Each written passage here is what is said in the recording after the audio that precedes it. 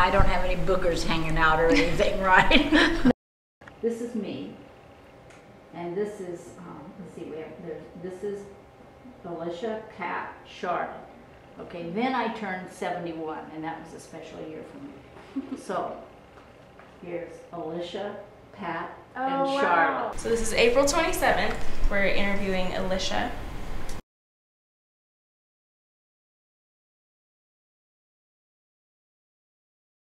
Um, 72 for another month.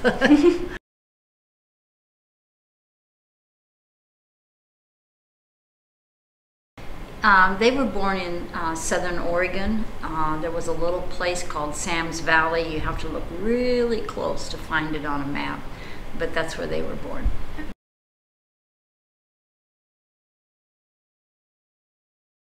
In Medford, and born at home.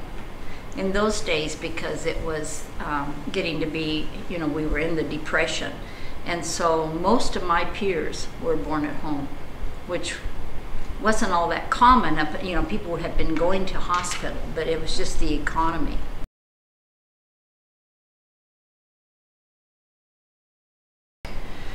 Well,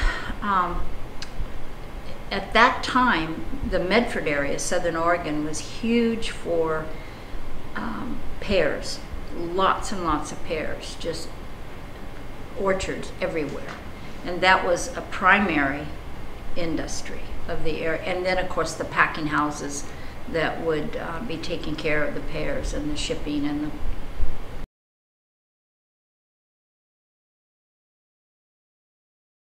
Yes, we were. Sugar was just really, really difficult to come by.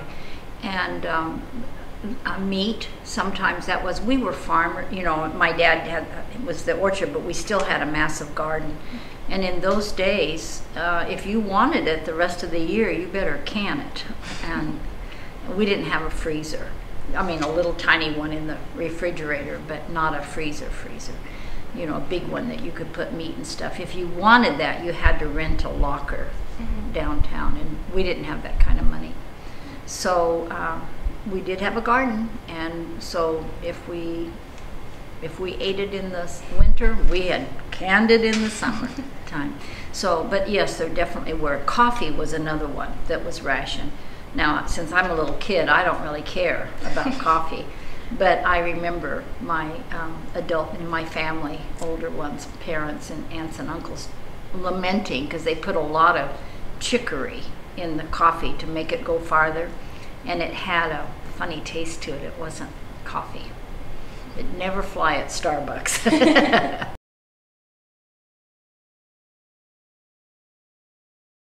Well, obviously he was not a good guy.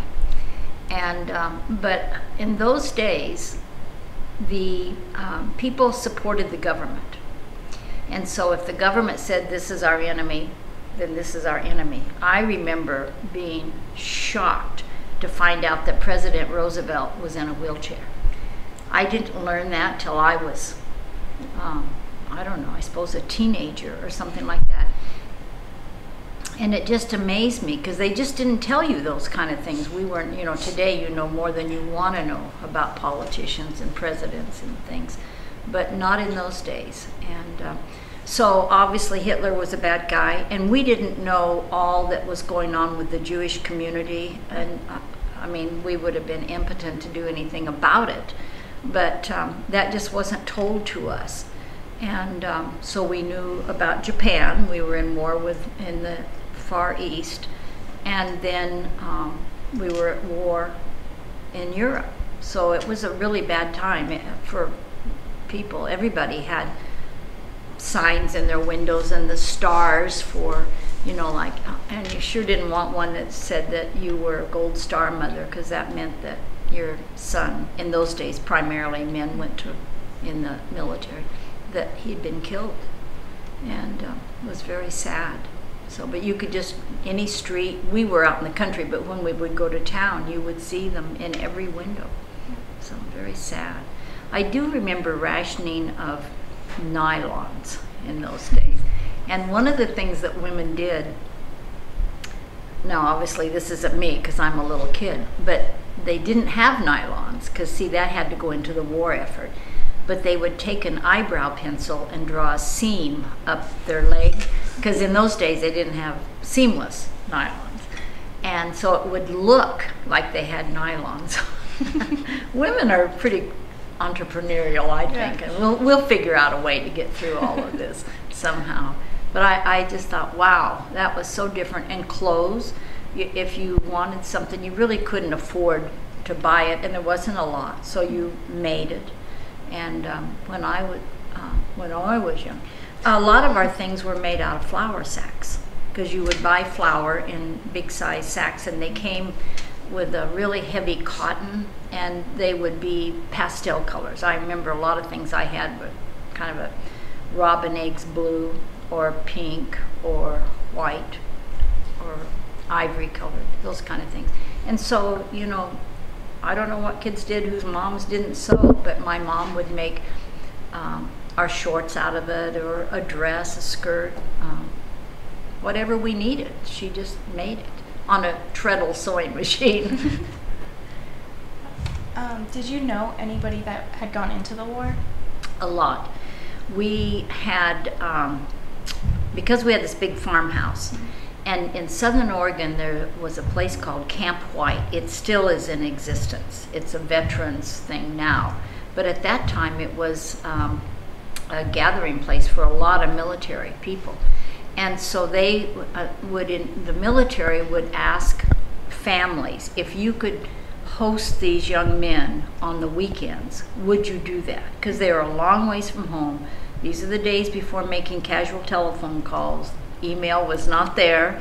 Even a phone call, a long distance, was not something people did you know, it wasn't just something you just pick up a phone. It was a major deal to make a long distance phone call. So they were away from their families.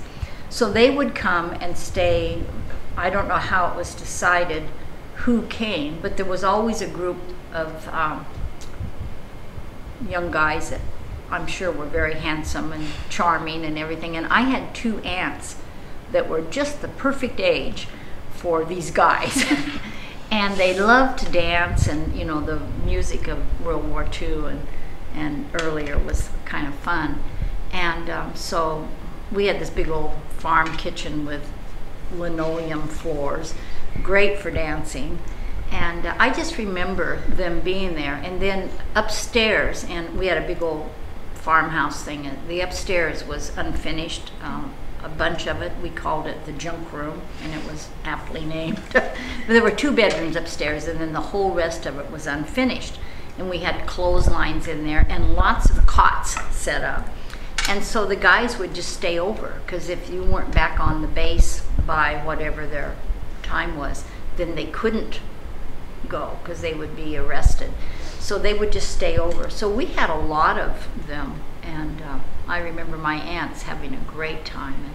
And the communities just pulled together. I remember that it was just very common, if there were people hitchhiking, you would pick them up. You never had fear of, you know, a axe murder or something like that. People were, I'm sure there were exceptions, but the ones that we encountered were just all supporting the government, making the sacrifices that needed to be made.